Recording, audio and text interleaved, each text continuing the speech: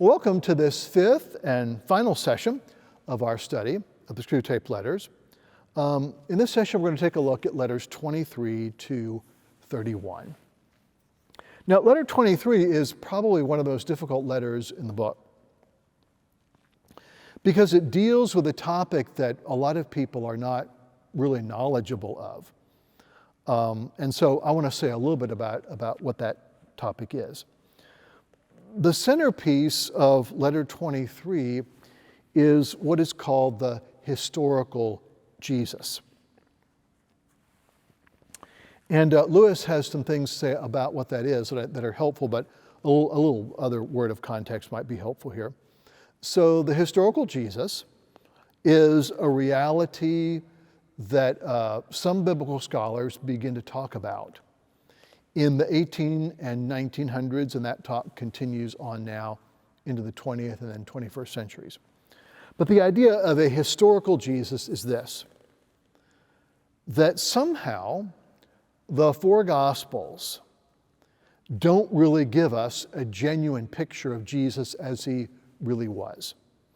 They've significantly distorted the historical figure of Jesus, and they've transformed him into something that he really never was. That's the idea. So the idea behind the historical Jesus, or what's often called the quest for the historical Jesus, which is actually the title of a book written by Albert Schweitzer. The quest for the historical Jesus is based on the assumption that the Jesus we find portrayed in the Gospels is largely a Jesus that's been fabricated, invented by the church, and that the real person was actually quite different. Now, what differentiates the various views of the historical Jesus are what various scholars kind of propose as who the real Jesus actually was. He might have been simply a Jewish prophet, he might have been a revolutionary, whatever. But anyway, the idea is that the suggestion here is that there's a significant difference between who Jesus was as a figure of history and the person who's portrayed in the Gospels. Screwtape proposes to make great use of this.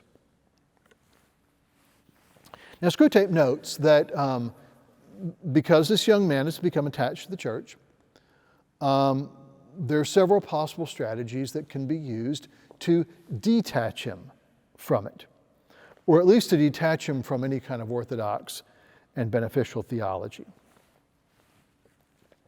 If he can't be made into a non-Christian, then perhaps what might happen is that his source of spiritual nourishment might be corrupted. And so that's what Screwtape is going to talk about here in letter 23. The historical Jesus is the centerpiece of that corruption. Screwtape says here that the best way to sort of begin the process of corrupting sources of spiritual nourishment is to hold up before people a historical Jesus. A Jesus who's largely a fabrication of the mind of some particular scholar. And here Screwtape gives an example. Screwtape notes that in the 19th century, we worked to create a historical Jesus who was simply a sort of a liberal humanitarian. That is, we put forward the idea of a Jesus who just wanted us all to be kind to the people around us, to exercise proper ethical principles, and to love one another. No more, no less. This liberal humanitarian Jesus really didn't have much to do with God or even with Israel or the Old Testament. This kind of humanitarian Jesus came to tell us that this is what Christianity was really about, and that what presented itself as Christianity was a corruption or a fabrication of the church. So the idea here is to replace the real Jesus, the Jesus of the Gospels, with the historical Jesus who is the fabrication of some particular scholar or group of scholars. Now, Screwtape notes how this is done. He says, well, we arrive at the historical Jesus by fabricating a Jesus from details of the Gospels. But what we do is we suppress some details and we highlight, or in some cases even introduce, others. So we would obviously want to edit out any reference Jesus makes to the kingdom of God. We would want to edit out any reference Jesus makes to the Old Testament. We would want to edit out any reference Jesus makes to repentance or to hell or death or sin or grace. And we want to either highlight or introduce other things in which Jesus talks about loving your neighbor and practicing kindness and looking out for the welfare of others. So the strategy here is to distract people from the real Jesus and to turn their attention to a largely fabricated Jesus. And the benefit of this is clear. The benefit of this is that a fabricated Jesus can never really serve as the foundation or focus of a devout life. The more that our image of Jesus is corrupted and destroyed, the more our spiritual life is corrupted and destroyed. If God reveals himself through Jesus, if Jesus actually is the Word made flesh, then to the degree that our picture or understanding of him is corrupted, our picture or understanding of God is going to be corrupted and destroyed along with it.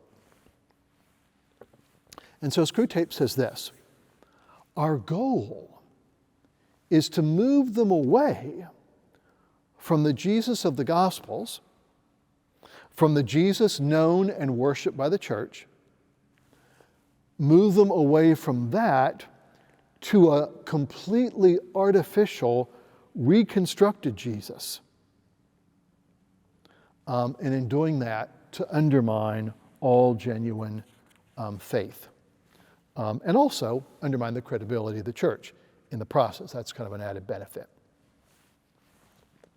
Now, letter 25 deals with a sort of a humorous topic. It's both humorous and serious at the same time.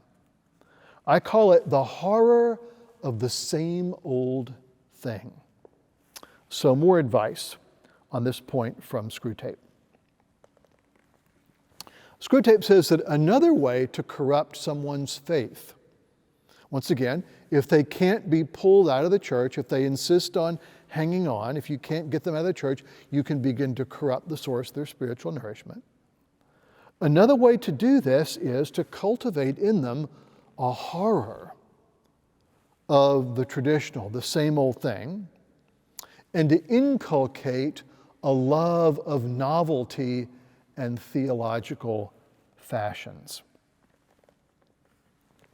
So the phrase here is the horror of the same old thing.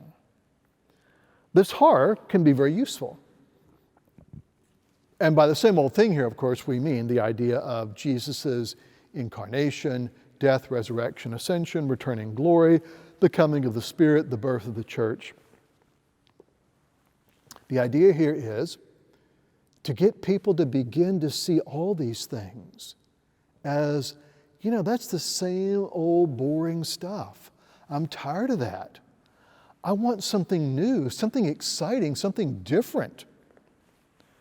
Screwtape wisely observes that this horror of the same old thing is an endless source of heresies in religion, folly in counsel, infidelity in marriage, and inconstancy in friendship.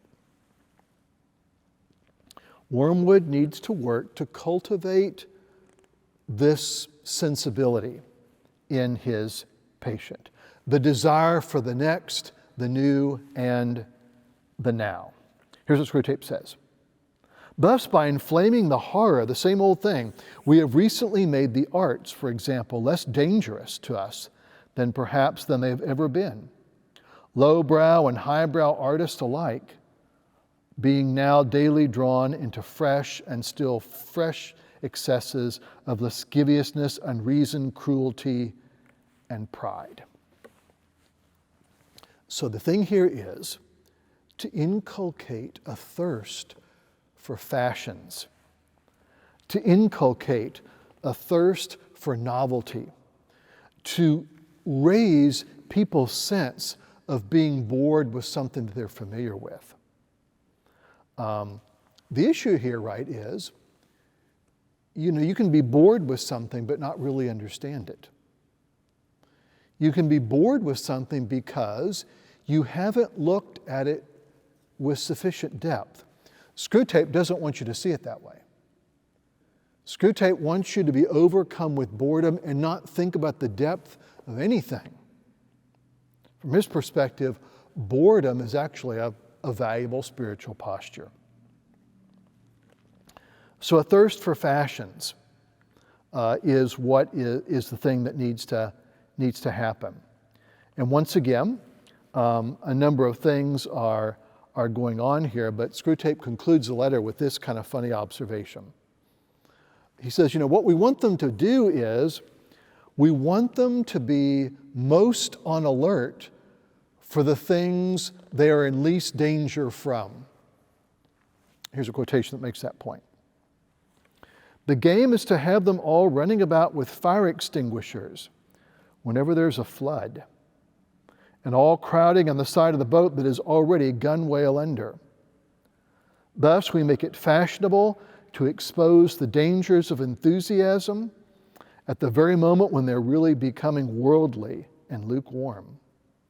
But the greatest triumph of all is to elevate this horror of the same old thing into a philosophy, so that nonsense in intellect may reinforce corruption in the will. Notice how this works.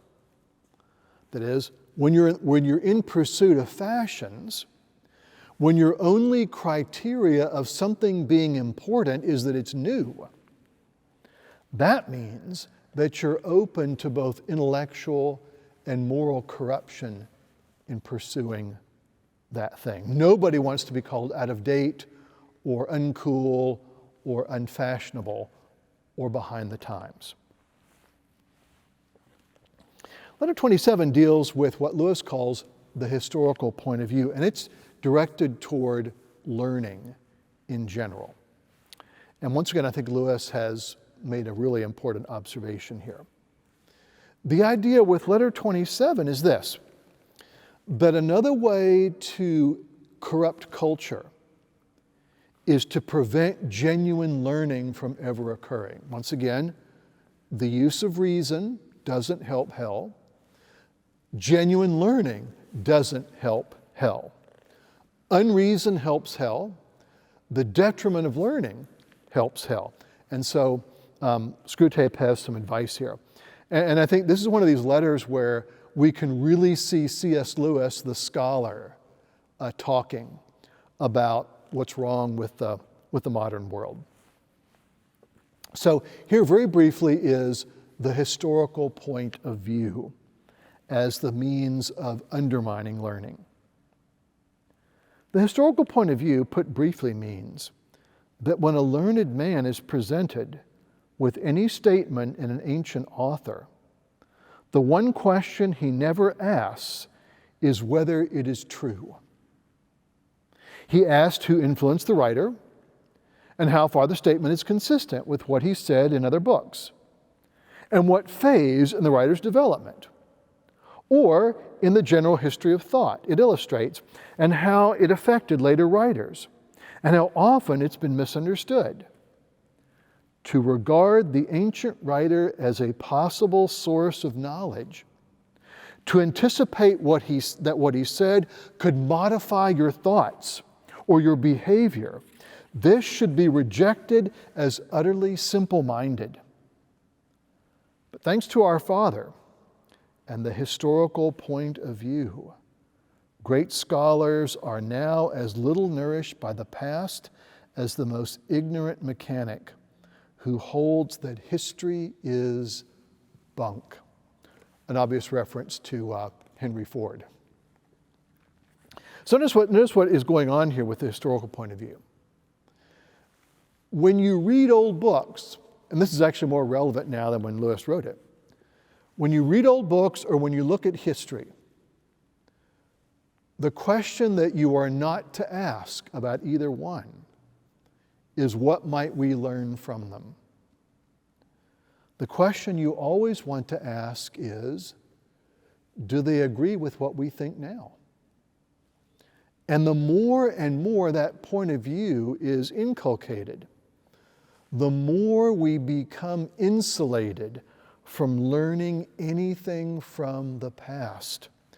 And the more and more we become entrapped, and one might almost say entombed in the present. Lewis calls this in another book, presentism. The idea that what we know now and what we think now is the ultimate truth, and everything else is to be judged by that. Lewis found all this to be horrible. Letter 28 has to deal with why it's important that thoughts of death need to be put off as long as possible. Now, why would that be? Why should people be prevented from thinking about death? We've seen a little bit of this already when we looked at what Screwtape had to say about war. And now we're going to see this thought developed out even further. Screwtape says that people need to be kept from the thought of death because it provides more opportunities for hell. As a matter of fact, he says that the longer life a person has, the more chance hell has to divert them. Now, this can take place in a number of ways, but one of the ways that it takes place is this. Screwtape says, the longer that life goes on, the more people can be lulled into becoming worldly and comfortable with the way they are. And if they live long enough, actually they can come to excuse all their faults and all their worldliness as the product of their age or their life experience. And Screwtape says, well, when people get to that state, we've got them where we want them. So here's what Screwtape says about the importance of a long life with little or no thought about death. The long, dull, monotonous years of middle-aged prosperity or middle-aged adversity are excellent campaigning weather. You see, it is hard for these creatures to persevere. The routine of adversity, the gradual decay of youthful loves and youthful hopes, the quiet despair hardly felt as pain, of ever overcoming the chronic temptations with which we again and again defeat them, the drabness which we create in our lives, and the inarticulate resentment with which we teach them to respond to it, all provides admirable opportunities for wearing out a soul by attrition. Wearing out a soul by attrition. Once again, the idea here is not that someone will be led to a life of just extraordinary evil and corruption. The idea here is that someone can be led to a life in which they're gradually worn down and at which they eventually arrive at a kind of despair. Once again, for hell, that's a victory. Screwtape also notes that actually living a comfortable and prosperous life can work to hell's advantage as well. Because prosperity ever more firmly unites us to the world and makes us more and more anxious about letting go of it. And once again, that works to hell's benefit as well. Letter 30 deals with what I would call the uses of fatigue.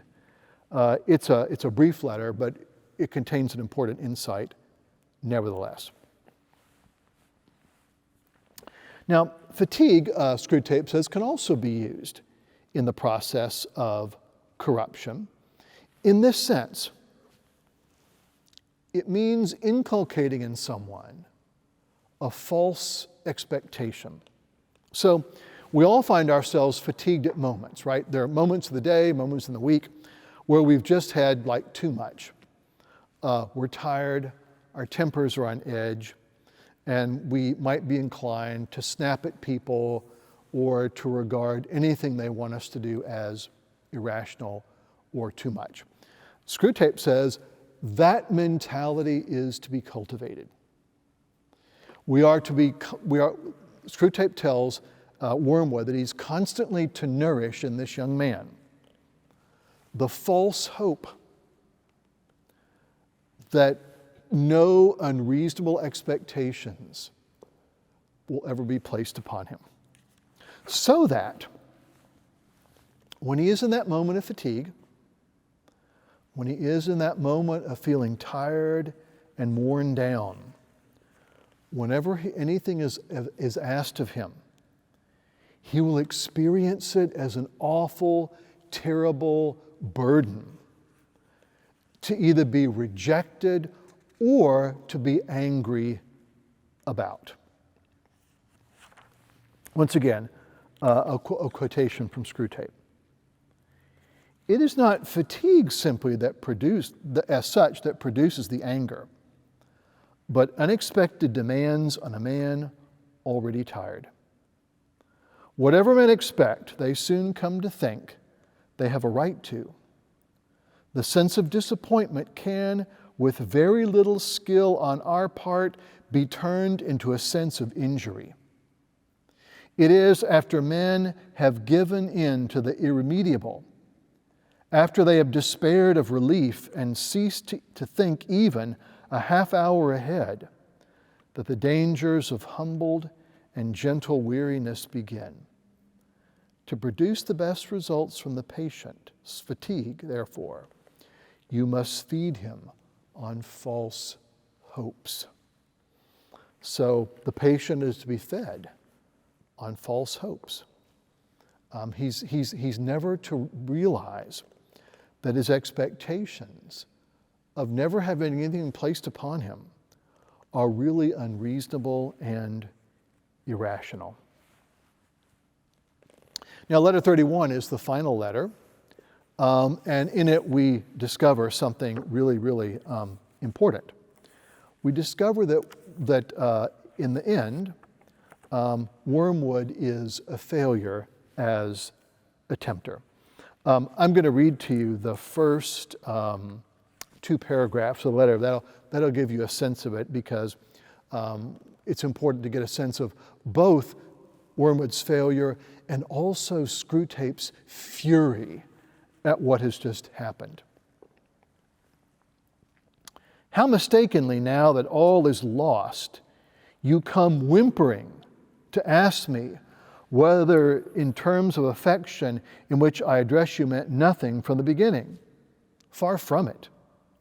Rest assured, my love for you and your love for me are as like 2 peas. I have always desired you as you, pitiful fool, desired me. The difference is that I am stronger. I think they will give you to me now, or a bit of you. Love you? Why, yes, as a dainty morsel as I ever grew fat on. You have let a soul slip through your fingers.